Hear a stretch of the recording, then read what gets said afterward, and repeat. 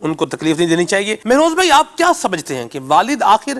بیچارہ کیوں D value ہو جاتا ہے باپ؟ کہیں والد کی عزت نہیں ہے نا تو پھر وہاں پہ والدہ کی بھی عزت نہیں ہوگی. ٹھیک. عمومی طور پہ آپ دیکھیں گے جو شکایت ہے نا، اگر ہے یہ شکایت حقیقتاً کہ والدہ کی عزت ہو رہی ہے، والد کی عزت نہیں ہو رہی ہے، والدہ کو مقام دیا جا رہا ہے، اسٹیٹس دیا جا رہا ہے اور والد کو نہیں دیا جا رہا، تو یوسف سلیم بھائی اس میں ایک بہت بڑا پرابلم یہ ہوتا ہے کہ وہ پھر والدہ کو بھی نہیں دیکھ رہے. پرابلم یہ آتی ہے کہ جب وہ شریعت اور دین اسلام کی حقیقی تعلیمات سے دور ہوتا ہے، اس کے ذہن میں پھر نہ والدہ کی عزت ہوتی ہے نہ والد کی عزت ہوگی. اگر کسی شخص کی تربیت اس اعتبار سے ہو رہی ہے یا ہوئی بھی ہے اور اسے قرآن و سنت کی تعلیمات پتہ ہے، قرآن نے تو یہ کہا ہے نا وَبِالْوَالِدَيْنِ احسانا، دونوں ہی کے ساتھ حکم دیا ہے کہ دونوں کے ساتھ، والدہ اور والد دونوں کے ساتھ، ان کے ساتھ احسان کا معاملہ فرماؤ. اور حدیث پاک میں یہ بھی آیا کہ یہ تیری جنت ہے یا دوزخ ہے. اچھا پھر ایک روایت میں یوں بھی ہے الفاظ کہ یہ دونوں جنت کے دروازے ہیں، اگر ان میں سے ایک راضی ہو گیا تو جنت کا ایک دروازہ کھل گیا، اور اگر دونوں راضی ہو گئے تو جنت کے دونوں دروازے کھل گئے،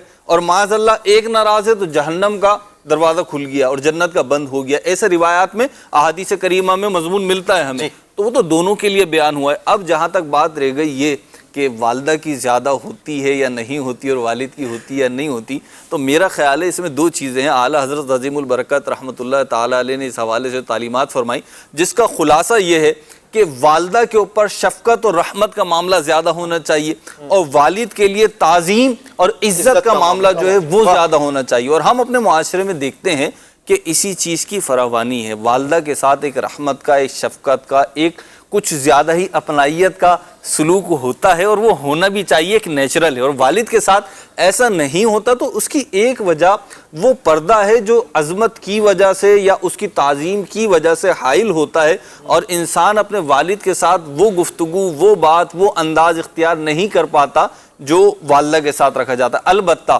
اگر کہیں واقعتاً ایسا ہی ہے کہ والدہ کی عزت کی جا رہی ہے اور والد کی عزت نہیں کی جا رہی تو اس پہ غور کر لیا جائے کہ ہم والدہ کی عزت کیوں کر رہے ہیں اور والد کی عزت کیوں نہیں کر رہے. اس میں مہروز بھائی میں یہ سمجھتا ہوں کہ والدہ کا ایک بہت بڑا رول ہوتا ہے والد کو عزت دلانے میں. جی اگر ماں ہی بچے کے سامنے وہ رونا دھونا شروع کرے گی کہ تیرے باپ نے یوں کیا، تیرے باپ نے یوں کیا، دیکھا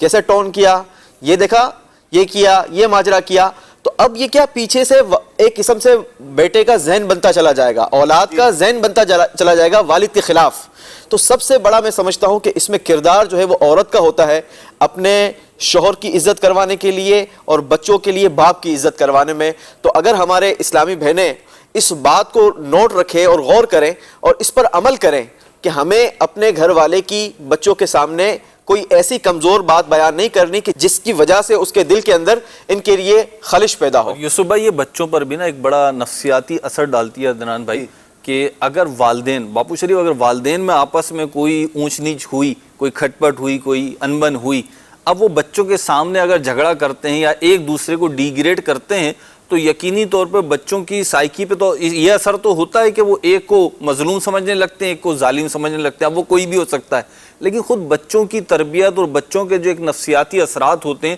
بچے اس کے اندر آ جاتے ہیں اور بعض اوقات وہ ساری زندگی اس اثر سے نہیں نکل پاتے. تو مجموعی طور پہ تو والدین ہی کو یوسف بھائی اس بات سے نکلنا چاہیے کہ بچوں کے سامنے ایک دوسرے کو جو ہے ڈیگریڈ کریں، بلکہ ایک دوسرے کی تعریف، توصیف اور ایک دوسرے کی جو اہمیت ہے ادب اور اہمیت سے بتائیں.